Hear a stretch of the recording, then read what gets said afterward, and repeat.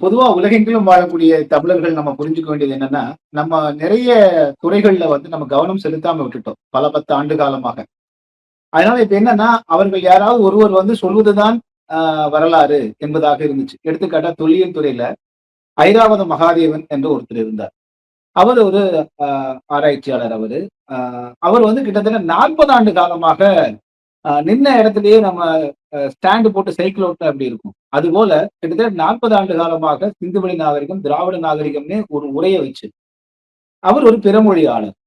ஆ பிறமொழியாளர்ங்கிறதுக்காக நம்ம அவர்கள் வரலாற்று எழுதக்கூடாது, தமிழை ஆய்வு செய்யக்கூடாதுன்னு நம்ம எங்குமே சொல்லல. ஏனென்றால் தமிழ் என்பது உலக மாந்தர் அனைவருக்கும் ஒரு பொதுச் சொத்து. ஆனால் அதை நீங்கள் ஆய்வு செய்யும் போதோ, அது குறித்து நீங்கள் எந்த விதமான தரவுகளை வெளிப்படுத்தும் போது உண்மையை வெளியிட வேண்டும் தான் சொல்றோம். திரித்தோ, தங்களுடைய சுயநல கருத்துக்கு ஏற்றார் போலவோ வெளியிடக்கூடாது.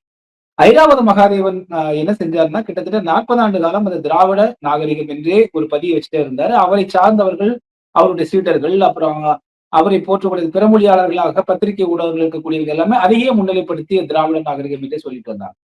முதல்ல திராவிடம் என்கிற சொல்லே சமஸ்கிருத சொல். அது தெலுங்கர்களையோ, கன்னடர்களையோ கூட குறிக்கக்கூடிய சொல் அல்ல. ஆனால் அதை ஒரு முகமூடியாக பயன்படுத்திக் கொண்டிருக்காங்க அப்படிங்கிறது அது ஒரு தனி தலைப்பு. நம்ம இன்னொரு முறை அதை பேசுவோம்.